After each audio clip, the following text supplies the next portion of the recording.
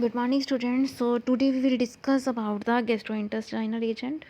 So gastrointestinal agent जो mostly अगर हम बात करें तो 4 टाइप्स के होते हैं: acidifying agent, antacids, protectives and adsorbent and saline cathartics. Okay, next है हमारे पास इनऑर्गेनिक गैस्ट्रोइंटेस्टाइनल एजेंट की अगर हम जनरली बात करें तो 4 टाइप्स के गैस्ट्रोइंटेस्टाइनल एजेंट होते हैं. गैस्ट्रोइंटेस्टाइनल एजेंट होते क्या हैं? जो हमारे इंटेस्टाइन से रिलेटेड अगर कोई प्रॉब्लम हो जाती है तो उसको ट्रीट करने के लिए यूज़ किए जाते हैं. सो अगर हम बात करें कि इनऑर्गेनिक गैस्ट्रोइंटेस्टाइनल एजेंट, सो उनके मोड ऑफ एक्शन के अकॉर्डिंग इन एजेंट्स को हम 4 टाइप्स के अंदर डिवाइड करते हैं. फर्स्ट है product for altering gastric pH, जो हमारे इंटेस्टाइन की पीएच को चेंज कर देते हैं. ओके, जैसे ये आपकी इंटेस्टाइन है, ठीक है. इंटेस्टाइन की जो पीएच वैल्यू है उसको चेंज कर देते हैं, लाइक उसको इंक्रीज़ और डिक्रीज़ कर देते हैं. अगर वैल्यू इंक्रीज़ हो जाती है पीएच की तो हमारा क्या हो जाएगा? बेसिक नेचर का हो जाएगा. अगर पीएच डिक्रीज़ होती है तो वो हमारा जो इंटेस्टाइन का पार्ट है दैट इज़ एसिडिक नेचर का हो जाएगा. सो एसिडिफाइंग एजेंट्स कौन कौन से यूज़ किए जाते हैं? वन इज हिस्टामिन फॉस्फेट, जो क्या करते हैं? एसिड सिक्रीशन करते हैं बॉडी के अंदर, इंड्यूस्ड करते हैं. नेक्स्ट है जो पीएच को ऑल्टर कर सकते हैं, वो क्या है? एंटासिड्स. ये क्या है कि अगर देखो, अगर आपकी पीएच वैल्यू कम हो जाती है, एक मिनट,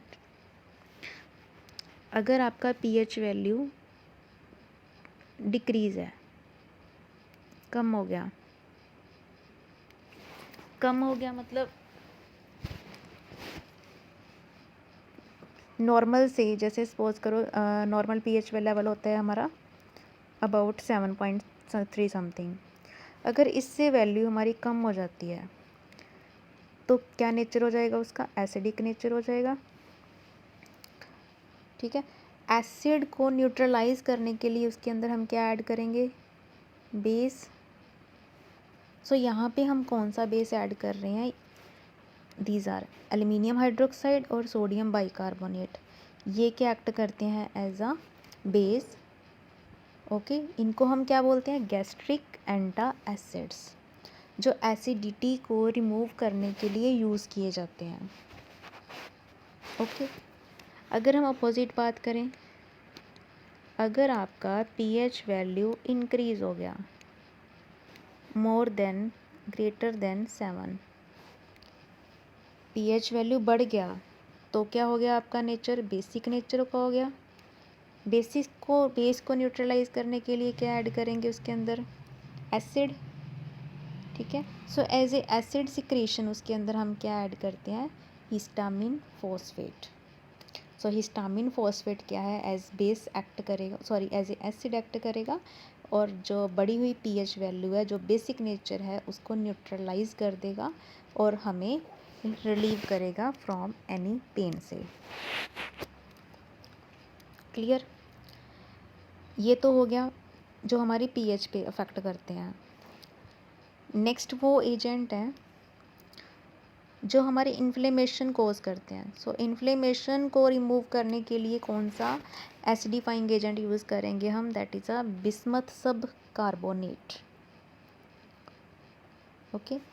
नेक्स्ट है इंटेस्टाइनल टॉक्सिन को एड्जॉर्ब करने के लिए जो एजेंट यूज़ किया जाता है, एज ए एड्जॉर्बेंट एक्ट करता है, इसको हम बोलते हैं एक्टिवेटेड चारकोल. सो एक्टिवेटेड चारकोल क्या करता है कि इंटेस्टाइन के अंदर कोई भी टॉक्सिक मटेरियल अगर प्रोड्यूस हो जाता है तो उसको एड्जॉर्ब कर लेता है. ठीक है. नेक्स्ट है कैथरेटिक लग्जेटिव फॉर कॉन्स्टिपेशन, कि अगर आपको कॉन्स्टिपेशन हो जाती है तो वहाँ पे जो कैथरेटिक और लग्जेटिव यूज़ किए जाते हैं वो कौन से हैं? Magnesium sulphate, magnesium citrate. So ये दोनों मैग्नीशियम के कंपाउंड है, ये हम एज ए लग्जेटिव इनको यूज़ करते हैं ड्यूरिंग कॉन्स्टिपेशन. ओके. नेक्स्ट है functions of gastric hydrochloric acid. अब हमारी बॉडी के अंदर कौन सा एसिडिफाइंग एजेंट प्रेजेंट है जो हमारे स्टमक के अंदर प्रेजेंट है? That is a HCl. सबको पता है स्टमक के अंदर हमारे क्या प्रेजेंट है? HCl.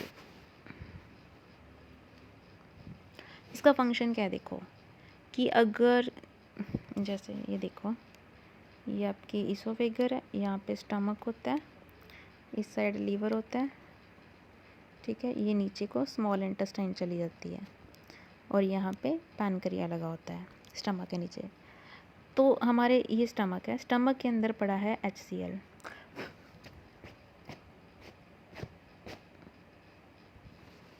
इसके अंदर HCl है। इसका काम क्या है, यहाँ से जब फूड आएगा, जहाँ से जब फूड आया तो फूड के साथ क्या प्रेजेंट है, बैक्टीरिया, माइक्रो ऑर्गेनिज्म प्रेजेंट होंगे। तो ये HCl क्या करेगा, फटाफट से उन बैक्टीरिया को खा जाएगा, किल कर देगा, उनको ख़त्म कर देगा। जो भी आप फूड ले रहे हो, अगर बाहर से कोई फूड ले रहे हैं जब हम, तो वो पूरी तरह से प्योरीफाई तो होगा नहीं, उसके साथ कोई ना कोई माइक्रो ऑर्गेनिज्म तो अटैच हो गई। ये HCl का काम यही है, एज ए एसिडिफाइंग एजेंट जो हमारी बॉडी के अंदर एक्ट करता है, कि उन माइक्रो ऑर्गेनिजम्स को किल कर देता है। दूसरा फंक्शन क्या है इसका, हमारे फाइब्रस फूड को सॉफ्ट कर देता है, कि जो भी खाना हम खा रहे हैं, ठीक है, वो अच्छे से सॉफ्ट हो जाए, सॉफ्ट होके वो आगे स्मॉल इंटेस्टाइन के अंदर एंटर करेगा नीचे। तो ये उसको फूड को सॉफ्ट करने में भी हेल्प करता है।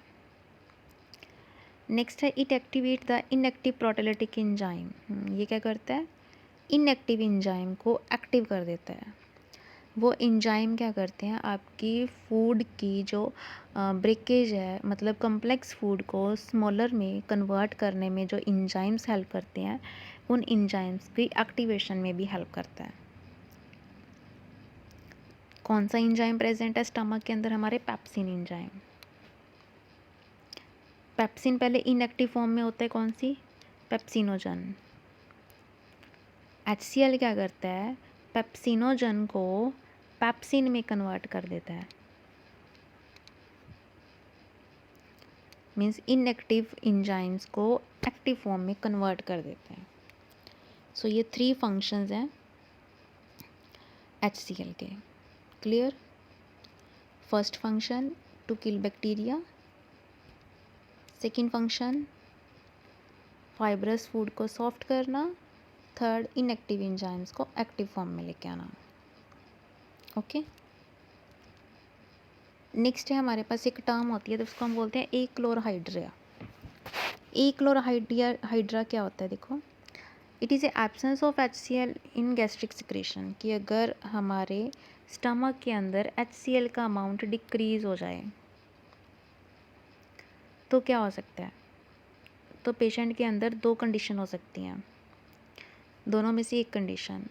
फर्स्ट है patient remain free of HCl after stimulation with histamine phosphate, तो उसको हम हिस्टामिन फॉस्फेट देंगे उसको रिकवर करने के लिए, इसके अंदर एसिड डालने के लिए। उसके कारण क्या हो सकता है, सब टोटल गैस्ट्रोएक्टोमी हो सकती है, गैस्ट्राइटिस से ट्रॉफी हो सकती है, मतलब उसका जो म्यूकस मेम्ब्रेन है, अभी हमने बोला कि ये स्टमक है, स्टमक के अंदर एक लाइनिंग लगी होती है इस टाइप से, ये बाहर पिंक वाली स्टमक की लाइनिंग है, बाहर वाली लाइनिंग है, और ये ग्रीन वाली स्टमक के अंदर वाली लाइनिंग है, इसको हम बोलते हैं म्यूकस की लाइनिंग।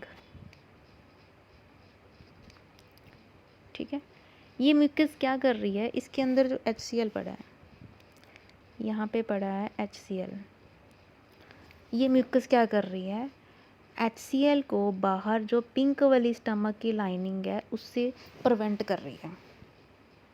म्यूकस की लाइनिंग HCl बाहर वाली स्टमक की लाइनिंग के पास ना पहुँचे, तो उसके लिए ये म्यूकस लाइनिंग साथ उनके बीच में लगी हुई है। अगर सपोज़ करो कि जो हमारा HCl का अमाउंट है, ठीक है, वो कम हो जाएगा, ठीक है, जब बिल्कुल एब्सेंट ही होगा, तो क्या हो सकती है हमारी chronic atrophy with mucus membrane and glands, तो ये जाके हमारी स्टमक की लाइनिंग को अफेक्ट करना स्टार्ट कर देगी।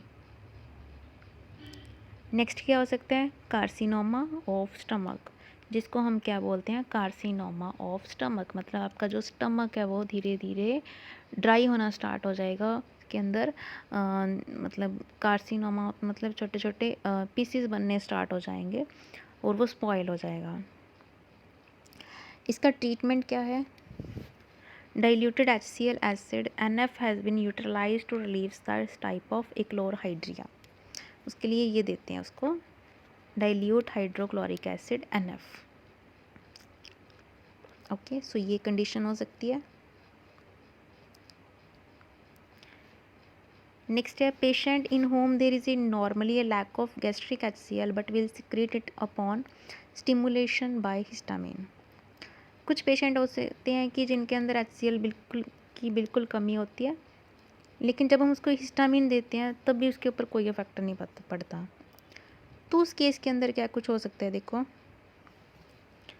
Chronic nephritis, inflammation of kidney की इन्फ्लेमेशन, एल्कोहलिज्म, ट्यूबरक्लोसिस, हाइपरथायरॉयडिज्म। सो ये 4 कंडीशन है जिनके अंदर हिस्टामिन फॉस्फेट भी एक्ट करना बंद कर दे। इसका ट्रीटमेंट क्या है? Administration of Hista phosphate. तो इसको हिस्टामिन फॉस्फेट ज़्यादा अमाउंट के अंदर देना चाहिए उसको ट्रीट करने के लिए। ओके, नेक्स्ट है गैस्ट्रिक हाइपर सिक्रीशन, कि अगर ये HCl का अमाउंट बढ़ जाए तो क्या हो सकता है। सो अगर देखो HCl का अमाउंट इंक्रीज़ हो जाए तो हो सकती है हाइपर एसिडिटी। एसिडिटी ज़्यादा हो जाएगी क्योंकि एसिड का अमाउंट बढ़ गया। उसके कारण क्या हो सकती है? इन्फ्लेमेशन ऑफ गैस्ट्रिक म्यूकोसा, मतलब गैस्ट्रिक की जो अंदर वाली लाइन है, ठीक है, वहाँ पे इन्फ्लेमेशन कोज होगी, पेप्टिक अल्सर्स बन सकते हैं, ठीक है। तो ये है HCl का अमाउंट ज़्यादा इंक्रीज़ होने के कॉजेज़ और सिम्टम्स। नेक्स्ट पॉइंट है हमारे पास peptic ulcers. So peptic ulcers क्या है? Break in continuity of mucosa of any part of the GIT caused by HCl and pepsin. अगर HCl का अमाउंट बढ़ जाए तो हमारी जो म्यूकस लाइनिंग अभी हमने बोला कि वो प्रोटेक्ट कर रही है बाहर वाली लाइन को, तो वो जाके सीधा उस लाइनिंग के ऊपर अफेक्ट पड़ेगी और उसके कारण अल्सर्स बनने स्टार्ट हो जाएंगे। Okay, so this is all about first point हमारा about acidifying agents. Okay, so this is all about our topic. Second point है हमारा एंटासिड्स, वो हम अपनी नेक्स्ट वीडियो के अंदर डिस्कस करेंगे। ओके, सो आज के लिए बस इतना ही। आज हमने डिस्कस किया only about the acidifying agents, जो फर्स्ट पॉइंट है गैस्ट्रोइंटेस्टाइनल एजेंट्स का। Okay, thank you.